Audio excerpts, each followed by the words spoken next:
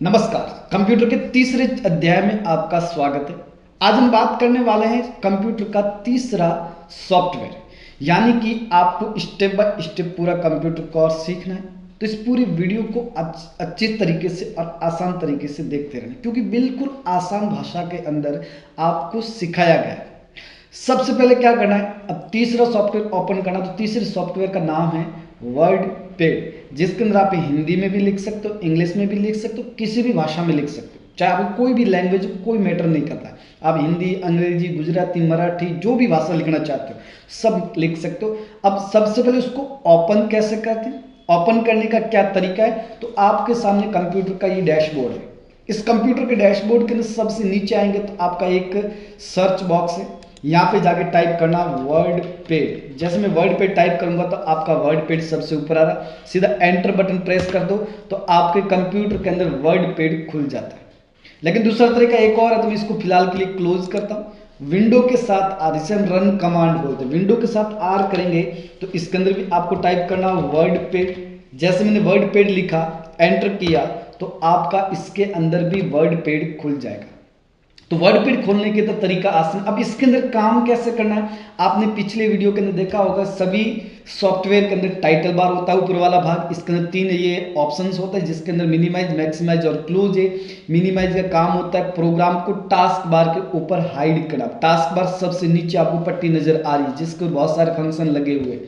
Maximise का काम होता है प्रोग्राम को छोटा या बड़ा करना, और क्लोज का काम सबको पता है प्रोग्राम को संपूर्ण तरीके से बंद करना।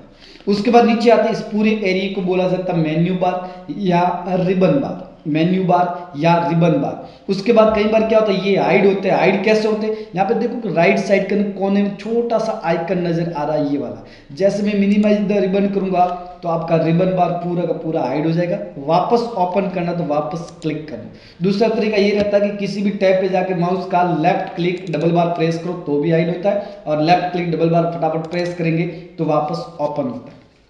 तो इस प्रकार इसके अंदर किसी भी मेन्यू बार को हाइड कर सकते हैं और ओपन भी कर सकते हैं। उसके बाद आते हैं नीचे, यहाँ पे इसे हम रूलर बार बोलते हैं, जिसका काम रहता है कि डेटा किन किन एरिया के अंदर रखना। यानी कि पेज है, पेज के अंदर डेटा कहाँ से शुरू करना है और कहाँ तक रखना है, पूरे पेज में रखना है या फिर रूलर बार के अनुसार रखना है। उसके बाद आते हैं यहाँ पे ये पूरा ब्लैंक पेज होता है, जिसके अंदर अपन स्टेप बाय स्टेप काम करने वाले। और इधर साइड की और नीचे आएंगे तो आपका एक स्टेटस बार है, जिसके द्वारा आपको डेटा की जानकारी, यानी कि पेज की साइज कितनी है, डेटा के बारे में जानकारी प्राप्त की जाती है इसी के आधार पर। और जैसे थोड़ा सा एंटर, जैसे मैंने यहाँ पे कुछ भी लिख दिया, कुछ डेटा लिख देता मैं थोड़ा फास्ट स्पीड के अंदर। जैसे मैंने लिखा तो राइट साइड के अंदर आपको एक नजर आ रहा है, यानी कि राइट साइड के अंदर एक स्क्रॉल बार नजर आ रहा है।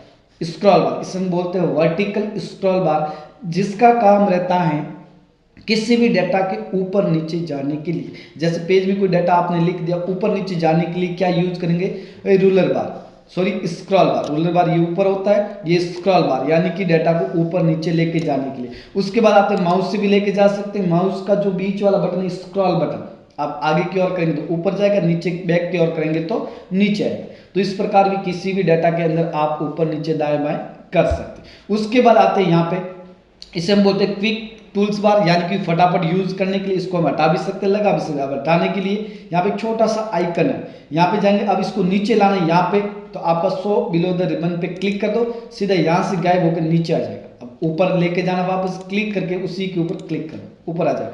अब इनमें से माना कि मेरे को एक सेव रखना, बाकी ये अंडो और रीडो हटाना, तो यहाँ पे जाओ, अंडो को हटा दिया। उसके बाद रीडो को हटाना तो रीडो को भी हटा दिया। तो इस प्रकार भी इसके अंदर कर सब लगाना है वापस, तो क्लिक करके इसी के ऊपर क्लिक कर, क्लिक करके वीडियो के ऊपर क्लिक कर, तो दो ऑप्शन वापस है। और भी चाहिए तो आप इनमें जाके इसके अंदर ले सकते हैं। ये था आपका क्विक टूल्स बार। उसके बाद था फाइल के अंदर। देखो आज हम इस चीज को देख रहे हैं सिर्फ बेसिक रोल। अब इसके अंदर मैं जैसे फाइल पे क्लिक करूँ तो आपको नजर आ रहा है सबसे पहला न्यू, यानी कि नया पेज लाना। अब हमारे पास सामने जो पेज, इसमें डेटा कुछ लिख दिया, गलती से भी यहाँ लिख दिया, आपका खाली पेज चाहिए तो न्यू पे क्लिक कर दो, यानी कि शॉर्टकट की Ctrl+N क्लिक करेंगे तो ये पूछेगा सेव करना कि नहीं करना। अपन को जरूरत है तो सेव करो, नहीं है तो डोंट सेव करेंगे तो खाली पेज आ जाएगा। उसके बाद ओपन, अगर आपने कोई बना के रखा डेटा उसको खोल के चेक करना है, सीधा क्लिक करो। अब डेटा आपने कहाँ पे बना के रखा उसको ओपन कर देना। जैसे यहाँ पे कोई भी डाटा यहाँ से मैंने सेलेक्ट किया, ओपन किया तो यहाँ पे डाटा ओपन होकर आपके सामने आ जाएगा। जो भी डाटा आपने बना के रखा होगा वो ध्यान रखना कि आपको डाटा पहले से सेव करके रखना है। जैसे डाटा सेव करके रखा था वो डाटा इसके अंदर पूरा का पूरा आ चुका, जो भी आपने डाटा तैयार किया था वो।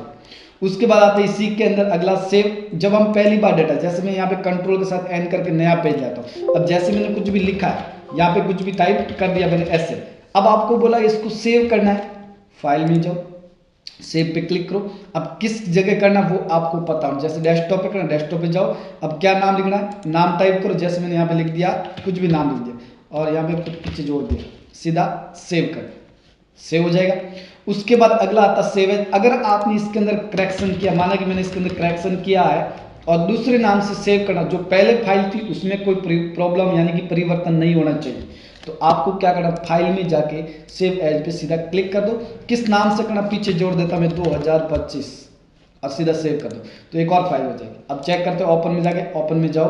अब कहाँ पे सेव की वो पता होना चाहिए, देखो दोनों फाइल पड़ी, 1 और 2, यानी कि सिंपल तरीके से आप इस प्रकार भी किसी भी फाइल को क्रिएट कर सकते। उसके बाद प्रिंट, यानी कि फोटो कॉपी निकालना, सीधा प्रिंट करें तो प्रिंट आ जाएगी, क्विक प्रिंट फटाफट प्रिंट आएगी। और प्रिंट प्रीव्यू, प्रिंट देने से पहले इसका प्रीव्यू चेक करें।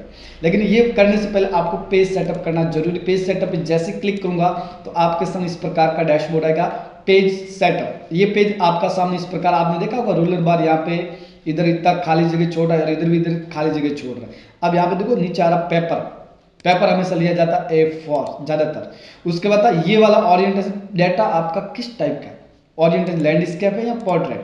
उसका मार्जिन, पेज के चारों जो स्पेस आ रहा है उसको कम करना, तो यहाँ पे 0 कर देता हूँ, चिपक जाएगा।